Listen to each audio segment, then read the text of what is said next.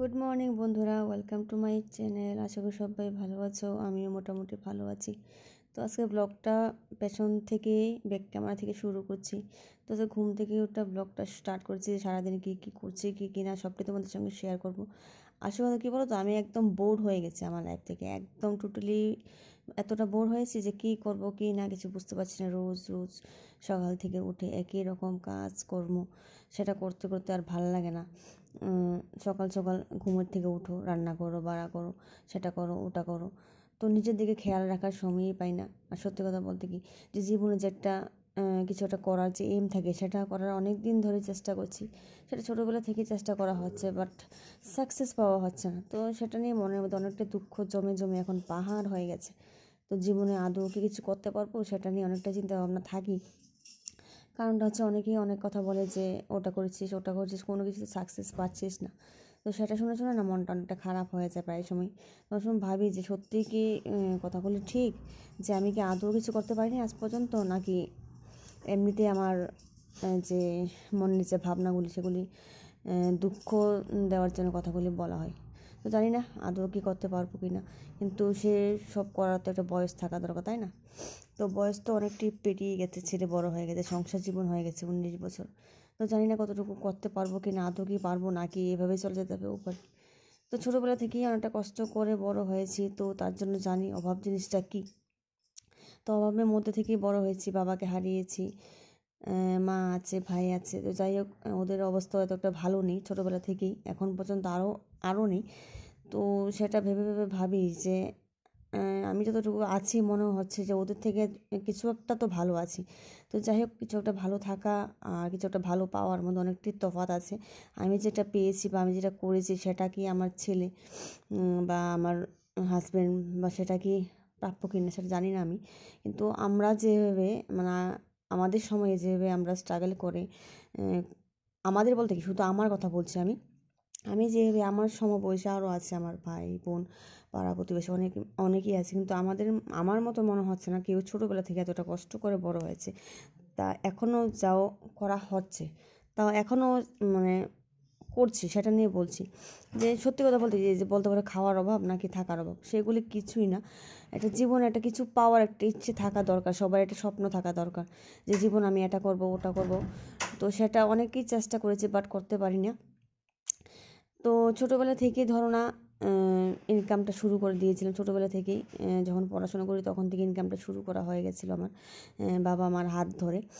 তো কারণটা অনেকটাই অভাবে ছিলাম। ইভেন আমি যখন মাধ্যমিক পরীক্ষাটা দিই, তখন আমাদের বাড়িতে কারেন্ট ছিল না। 4 বছর কারেন্ট ছাড়া আমরা ছিলাম। ক্লাস 8 থেকে আমি কারেন্ট পাইনি আমার বাড়িতে। তো মাধ্যমিক যখন দিয়েছিলাম তখন কারেন্ট ছাড়া পরীক্ষা দিয়েছি। তো এটা অভ্যাস হয়ে গেছে। তো দুঃখ কষ্ট নিয়ে থাকাটা না আমার একদম অভ্যাসে পরিণত হয়ে গেছে। তো তারপর বিয়ে হয়ে যায়, বিয়ের পরে পড়াশোনা, তারপর অর্ঘ্য, ওকে নিয়ে ডাক্তার কাছে দৌড়াদৌড়ি করতে করতে অনেকটা লাইফ কেটে যায়, অনেকটা সময় কেটে যায়। তো আমার বান্ধবীরা অনেকে আছে যাদের বিয়ে এখনও হয়নি, কিন্তু তারা কিন্তু দিব্যি লাইফ চলছে তাদের। কিন্তু আমার যে স্বপ্নগুলি যে রয়ে গেছে, সেটা আর কোনো দিনও পূরণ করতে আর পারার সময় পাইনি বা হয়ে ওঠেনি। তো অনেক দিন ধরে চেষ্টা করছিলাম যে জীবনে কিছু একটা নিজের থেকে করার চেষ্টা। বাবার বাড়িতে বলে কিছু হলে যে শ্বশুরবাড়িতে গিয়ে যাও, শ্বশুরবাড়ি থেকে বলে এটা তোমার বাড়ি না, বাবার বাড়িতে যাও। সেই কথাগুলি না ছোটো থেকেই আমার মনের মধ্যে অনেকটাই লেগে থাকে। যখন দেখতাম আশেপাশে বলতো যে এটা ওর বাড়ি, ওটা তোমার বাড়ি, কিন্তু মেয়েদের বাড়ি কোনটা, সেটা নিয়ে অনেকটা দুঃখ জমেছিল মনের মধ্যে। তো সেটা একটা স্বপ্ন ছিল নিজের একটা বাড়ি করবে, যেটাকে বলতে পারবে হ্যাঁ এটা আমার বাবার বাড়িও না, এটা আমার বরের বাড়িও না, এটা হচ্ছে আমার বাড়ি, যেটা আমার পয়সা দিয়ে কামানো। তো জানি না এটা কোনো দিন আদৌ সম্ভব হবে কি না, সেটাও জানি না। আর আমার ছেলে বলে তুমি চিন্তা করো কেন, এটা আমি একদিন বানিয়ে দেবো। আমি বললাম যে তুই যখন বলবি বা বানাবি তখন বলবি যে তোর বাড়ি, বলবি আমার বাড়িও না, তো এটা কীভাবে হবে বলো। তো জানি না সেটা হবে কি না, আমার এখনও জানা নেই, কিন্তু কষ্ট তো করেই যাচ্ছি। তো ইউটিউব চ্যানেল খুললাম, ছেলের কথাই খুললাম, যে অনেকটা ডিপ্রেশনে ছিলাম বলে ছেলের কথাই খুললাম। তো এটাতে সাকসেস এখনও আমার পাওয়া হয়নি, জাস্ট আর্নিং শুরু হয়েছে, বাট ভিডিওতে ভিউজ আসছে না ঠিকঠাকভাবে। তো ভিডিওতে যদি ভিউজ না আসে, ভিডিও যদি ভালোই লেগে না থাকে মানুষের, তোমাদের যারা যারা দেখো, তো তাদের যদি ভালোই লেগে না থাকে, তাহলে তোমরা কেন বা ভিউজ মানে কেনই বা আমার ভিডিও ভাইরাল হবে, আর কেনই বা আমার আর্নিং শুরু হবে ঠিকঠাকভাবে। তো জানি না সেটা সম্ভব হয়ে উঠবে কিনা, বা কতদিন আরও লাগবে। মোটামুটি 1-1.5 বছর হয়ে গেছে আমার এই চ্যানেলটা বয়স, তো এখন পর্যন্ত তো হয়নি ঠিকঠাকভাবে। তো আগে হবে কিনা সেটাও জানি না, কিন্তু এখন না আর পারছি না, বুঝলে। আর এতটা কষ্ট হচ্ছে এখন, মানে নিজের মন থেকে নিজের মর্জির মতো কিছুটা করতে পারছি না। আর এই শ্বশুরবাড়ির কর্তব্য, বরের কর্তব্য বর ঠিক করছে, তো আমারও তো একটা চাহিদা আছে, তাই না? যে আমার একটা মনের মধ্যে চাইছে, না এটা যদি করতে পারতাম একটু ভালো হতো। অন্যদের দেখি ওখানে ওখানে যায়, ওখানে ওখানে ঘোরাঘুরি করে, বা একটা ভালো ভালো জিনিস ইউজ করে, তো সেটা আমি করতে পারি না। সেটা আমার মনের মধ্যে অনেকটা বড় বড় দুঃখ। ছোটোবেলা থেকে যদি কষ্ট করে করে যদি বড় হয়েছি, তো এখনও যদি শেষ বয়সে আসেনি, এখনও মিডল বয়সে পড়ে আছি, তো এখনও যদি সেম হয়, তাহলে আমার জীবনটা থাকার চেয়ে না থাকা ভালো। আর এই একটা তো বয়স থাকে না মানুষের, যে সে বয়সটাকে তুমি কাজে লাগিয়ে নিজের শখটুকু মেটাতে পারবে। তো সেই বয়সটা যদি ছোটোবেলায় করতে পারিনি, বড় হয়েও করতে পারিনি, যৌবনকালেও করতে পারিনি, এখন যদি ছেলেপুলের বাচ্চাদের মা হয়ে যদি না করতে পারি, তো আর করবো কবে বলো? তো সেটা যদি বুড়ো বয়সে তো করে লাভ নেই। বুড়ো বয়সে শখকে পূরণ করা যাবে, তখন বলবে যে আদি খাত্তা করছি, তখন ছেলেরা বলবে যে এটা কী করছে, আমার মা বাবারা এটা কী করছে। তো সেটা নিয়ে অনেকটি দুঃখ। আর ইভেন শুধু ঘোরাঘুরি সেটা না, অনেক ফাইন্যান্সিয়াল প্রবলেমের মধ্যেই পড়ে আছি, তো সেটাও দেখতে হয়। তো জানি না আদৌ কি পারবো কি না পারবো না। তো যাই হোক, অনেকটাই বক বক করেছি, দেখতে পাচ্ছ তোমার সকাল থেকে কী করলাম। আজকে অনেকগুলি কাজই করা হয়ে গেছে, তো রান্নাবান্না বেশি একটা কিছু করিনি, তো তোমাদের সঙ্গে রেসিপিগুলি শেয়ার করা হয়নি। আর আশা করি যদি আমার ভিডিওগুলি ভালো লেগে থাকে, তাহলে অবশ্যই যারা দেখছো তারা অবশ্যই একটু লাইক কমেন্টস অবশ্যই অন্তত করে যেও, পারলে একটু শেয়ার দিয়ে যেও, ঠিক আছে?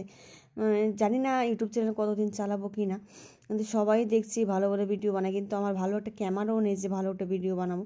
তো এটা অনেকটা মনের মধ্যে দুঃখ যে ক্যামেরাটা কিনতে পারছি না, বা মোবাইলটা কিনতে পারছি না। ক্যামেরা তো দূরের কথা, ছাড়ো, একটা মোবাইল যদি ভালোটা কিনতে পারি না, তাহলেও একটু মনটাকে সান্ত্বনা দেবো। তার জন্য না অনেক কাজকর্ম খুঁজছি, কাজকর্ম পাচ্ছি না। জানি না ত্রিপুরাতে কিছু কাজকর্ম আছে কি না আমার লায়ক, নাকি আমি ত্রিপুরা লায়ক না, সেটা আমি বুঝতে পারি না। তো যাই হোক, তো আর বেশি বক বক করে ফেলেছি। আর যদি মনে করি যে বাকি বয়সটা এভাবেই কাটাতে হবে, তাহলে মনে করি এই জীবনটা থাকার থেকে না থাকাই ভালো। তো সেটা অনেকেই বলতে পারো পাগলামি করছি বা জেরে করছি, কিন্তু আমি মনে করি যে একটা মানুষ যদি সারাটা জীবনে যদি কষ্টের মধ্যে থাকে, অভাবে অনটনের মধ্যে থাকে, তাহলে এই মানুষটার বেঁচে থাকার থেকে মরে যাওয়া ভালো।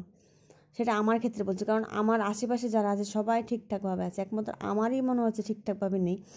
কিন্তু এই কথা বলতে পারো যে তুমি এইসব কথা কেন বলো, বা তোমার ভাগ্যে নেই যেরকম, বা তুমি কর্ম করো না। আমি কিন্তু যতটা স্ট্রাগল করেছি ছোটোবেলা থেকে, মনে হয় না আমার আশেপাশে যারা আছে তারা অন্তত সেটা করেছে।